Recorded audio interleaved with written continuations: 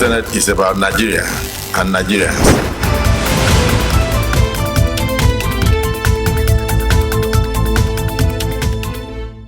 This is a national emergency, a national calamity, a national time bomb. Senate worries over the high level of drug abuse in the country and calls for the declaration of state of emergency. If you are in the ruling party, if you dip your hands into what you are not supposed to dip your hands into, you will be called to question. And new EFCC chairman says there will be no sacred cows in war against graft. Hello and welcome to yet another episode of Inside the Senate, a program that brings to your screen activities of the Red Chamber of the National Assembly and its members. I am Habiba Zakzak, standing in for your anchor. Last week, the Senate screened the new leadership of the Economic and Financial Crimes Commission, EFCC, as well as National Coordinator of the National Social Investment Agency. We shall bring you highlights of these screenings alongside other happenings in the Red Chamber of the National Assembly. Do stay with us. Promote the unity, happiness, and prosperity of Nigeria. The Defense Industries Corporation of Nigeria Act, Repeal and Reenactment Bill 2023. And may this act should be supported by all.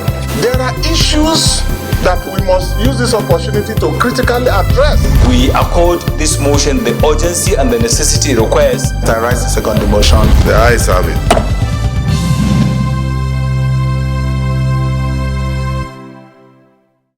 Thanks for staying tuned. Last week, during plenary, the Senate considered some bills for first reading. They include Constitution of the Federal Republic of Nigeria 1999 Alteration Bill 2023, sponsored by Senator Akpabio Godswill Obot. Federal Lands Registry Miscellaneous Provisions Act Amendment Bill 2023, sponsored by Senator Aliyu Wadada Ahmed. Agriculture Research Council of Nigeria Act Amendment Bill 2023, sponsored by Senator Jimoh Ibrahim Folorunsho.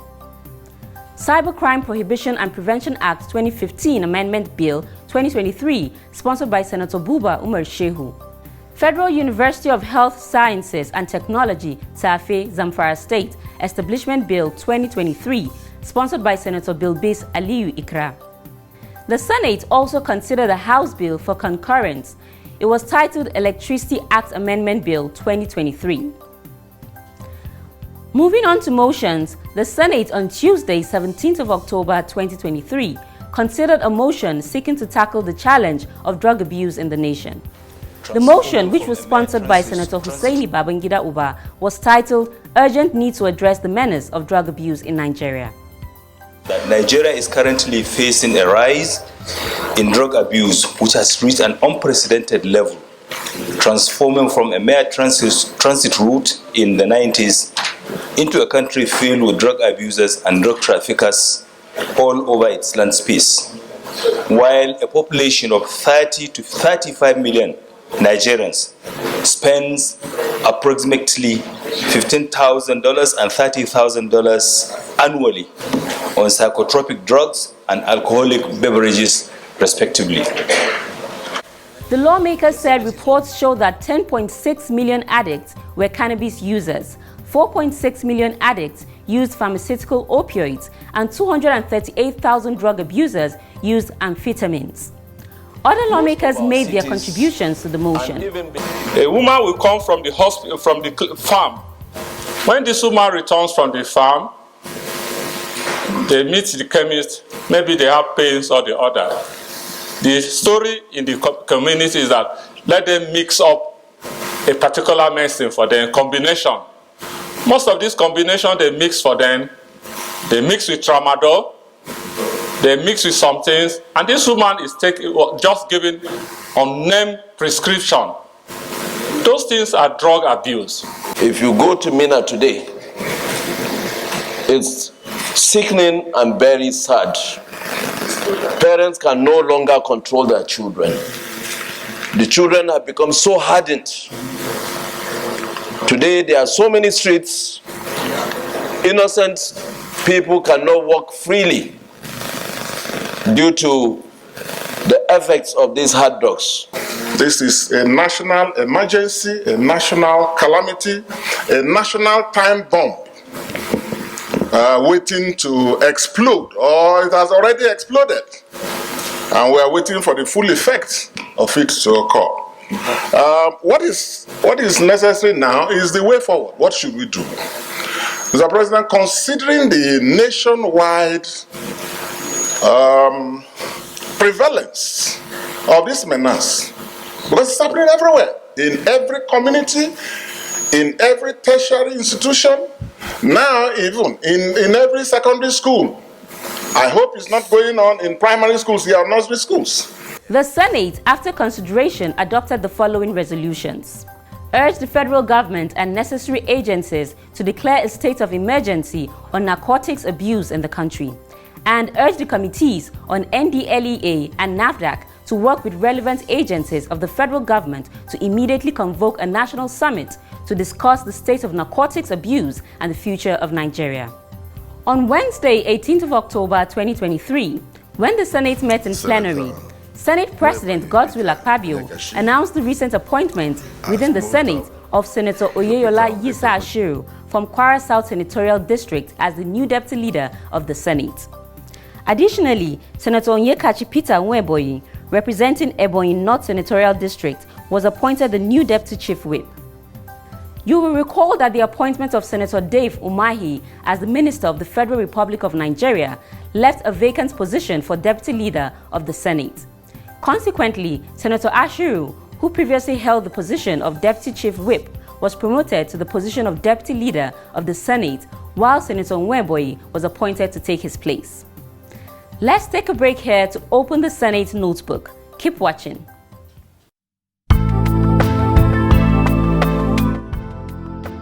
The legislative debate is a parliamentary procedure where parliamentarians deliberate on issues brought to the floor for legislative concurrence and approval.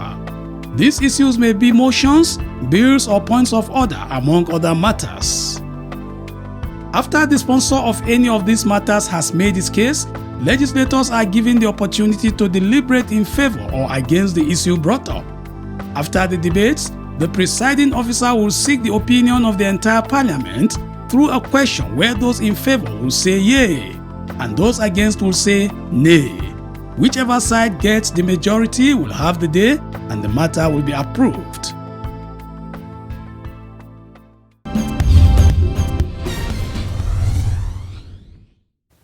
Last week, the Senate screened the new leadership of the Economic and Financial Crimes Commission, EFCC, as well as National Coordinator of the National Social Investment Agency. Do stay with us. President of the Senate. Sequel to a request by President Bola Ahmed Tinubu for the screening of the newly appointed Chairman and Secretary of the Economic and Financial Crimes Commission, EFCC, the Senate last week screened the two appointees. The newly appointed Chairman of the Anti-Corruption Agency, Ola Olukoyede, and Secretary Muhammad Hammanjoda were present in the Red Chamber of the National Assembly for the screening exercise. Both appointees took turns to introduce themselves to the lawmakers. I started my career way back in 1995, even before I went back to study law. That was when I had my first experience as a fraud manager, when I was employed by an international company to carry out fraud management. That was where I had my first training. And from there, I went back to school. After I became a lawyer and called to bar, I was privileged to join an international company as well, where I started my career as a compliance manager and also corporate intelligence specialist. This job took me to about 3 continents of the world, and it gave me experience to interact with other key players in law enforcement around the world. I resigned from Standard Post Bank September 2000 and joined public service, the Office of the Accountant General of the Federation, Federal Ministry of Finance, as Assistant Chief Accountant level 13. Thereon, I retired as Director, Finance and Accounts of the Office of the Accountant General of the Federation. The lawmakers took turns to ask the nominee for chairmanship some questions. The purpose or the reason why EFCC was established in 2002 during the government of Obasanjo was because Nigeria was excluded for non-compliance as one of the 23 countries that are non-compliant. You know that better than myself. Now that we are in there, and if NFIU is established with these responsibilities, which was in the EFCC Establishment Act, don't you see conflict there? Those provisions are being repealed automatically by the enactment of the NFIU Act. But again, when it comes to the issue of money laundering and all that, there is no way we can rule out the possibility of areas of overlap. There is no way. But specifically, when it comes to the statutory function of NFIU, all those relevant provisions in the EFCC Act are being repealed by the virtue of the establishment of the NFIU and by enactment of the NFIU Act. Don't you think that if a petition is written on someone for financial or economic crime, you should do your due diligence investigation before inviting and detaining the person? Because otherwise you end up detaining innocent people, and at the end of your investigation you find out that the person has not committed the crime. Then what should the person do? Should he also sue you for detaining him, unlawfully? A professional investigator will tell you that before you can invite anyone, at the point of invitation, you must have done 90% of your work. And a thorough investigator should know that.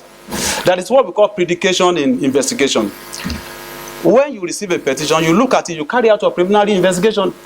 And when having established predication, then you can now probably begin to look into other areas. And if now you must bring in the person, that will almost be the last lap of investigation. And I want to also say that there could be exceptions to that rule of predication as well. For example, if you know that the person may escape out of jurisdiction, and that could vitiate the process of investigation, and you need to bring in this person to make statement and all of that, then perhaps it may be expedient for you to put some certain processes in place, and just to ensure that the person does not escape.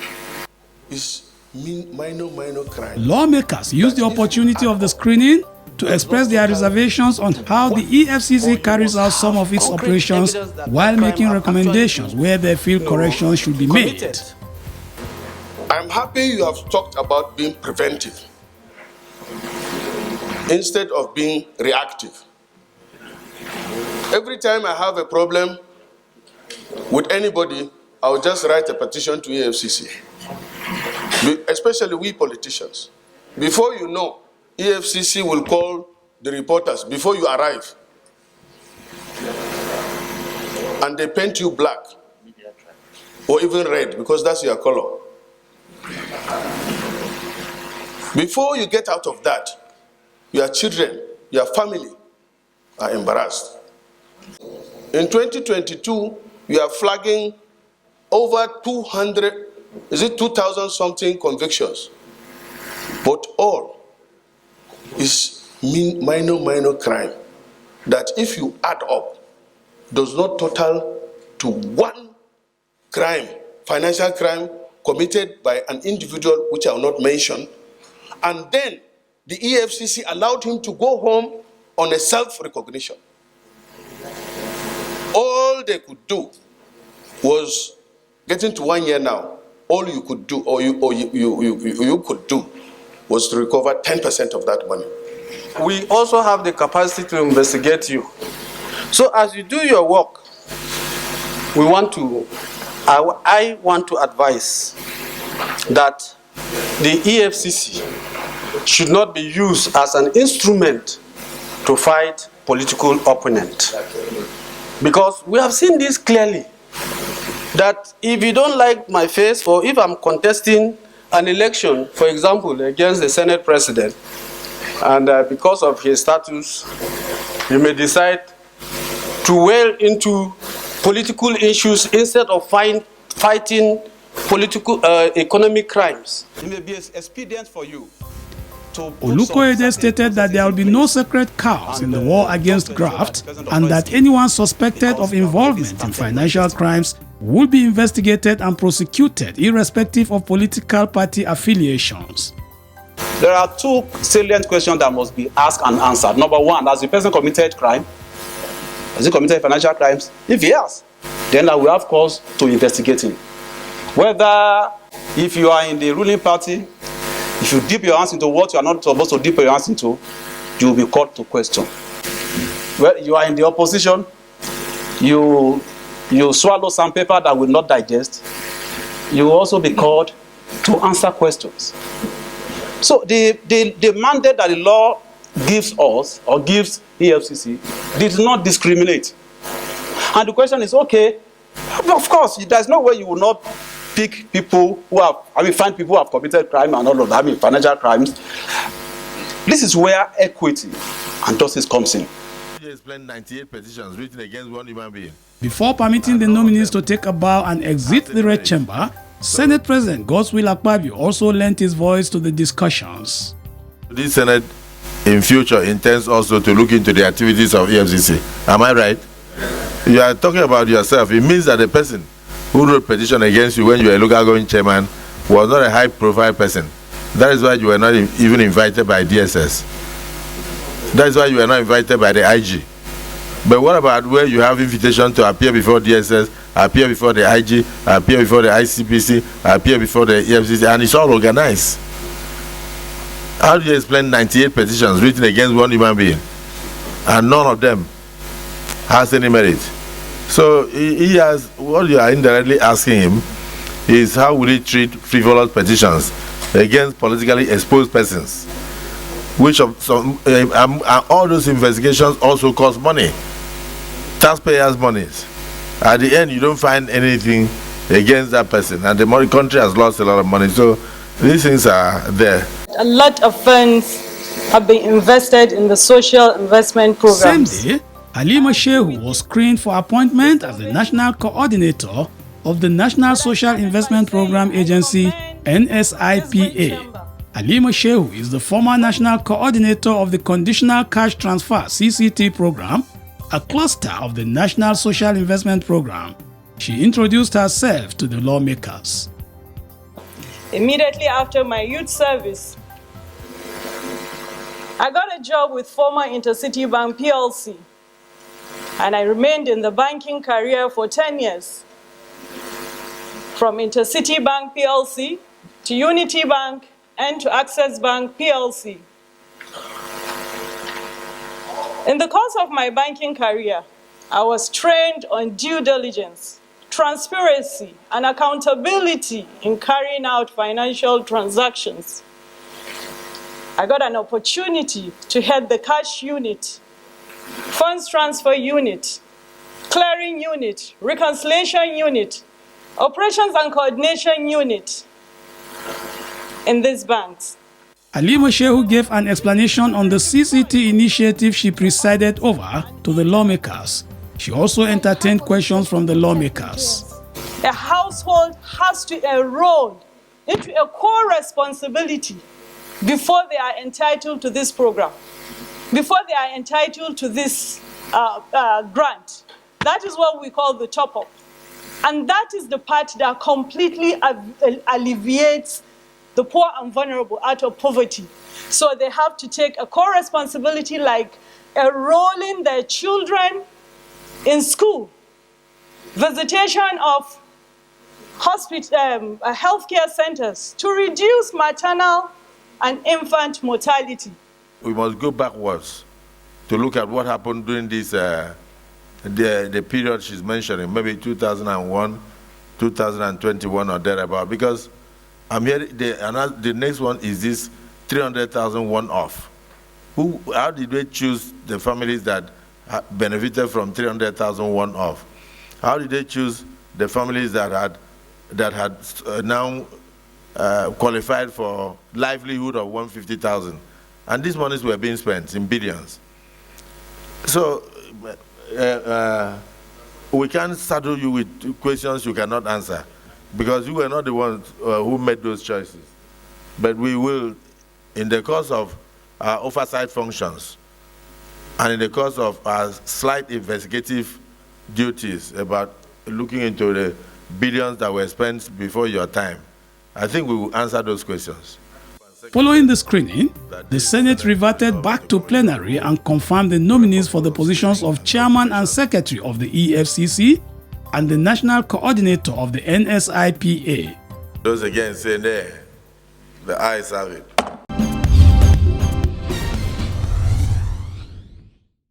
Those were highlights of screening of nominees for appointment conducted by the Senate. Up next on the program is our profile segment. Please continue watching as we introduce our featured Senator of the Week.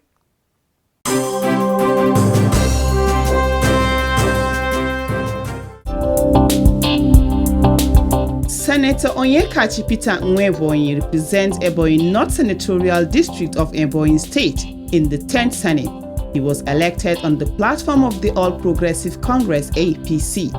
He was born on July 4, 1981 in Mbeke Ishieke, Ebonyi local government area of Ebonyi State. He studied law at Ebonyi State University, Abakaliki, and the Nigerian Law School, Kano campus, where he obtained his LLB in 2006 and BL in 2007, respectively.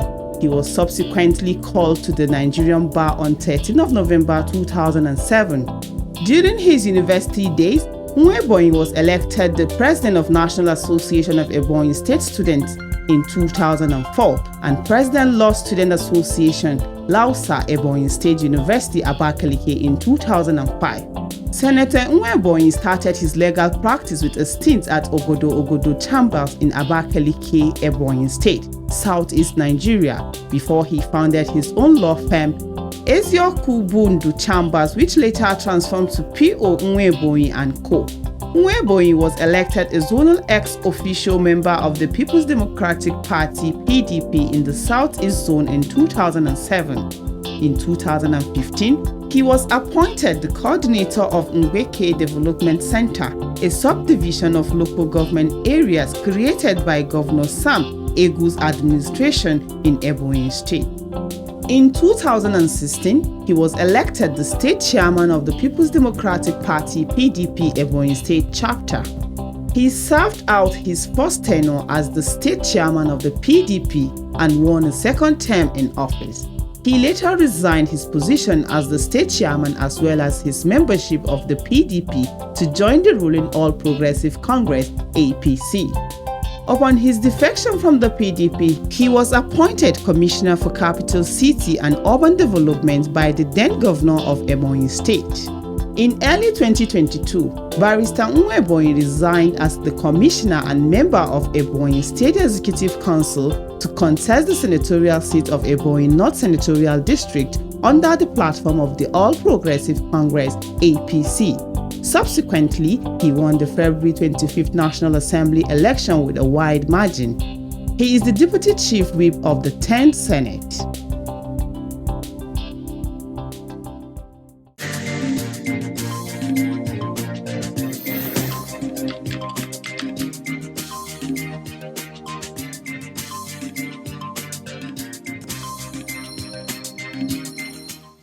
With that, we come to the end of this week's edition of Inside the Senate. Don't forget to communicate your questions and opinions via any of our feedback channels. Stay safe and see you next week.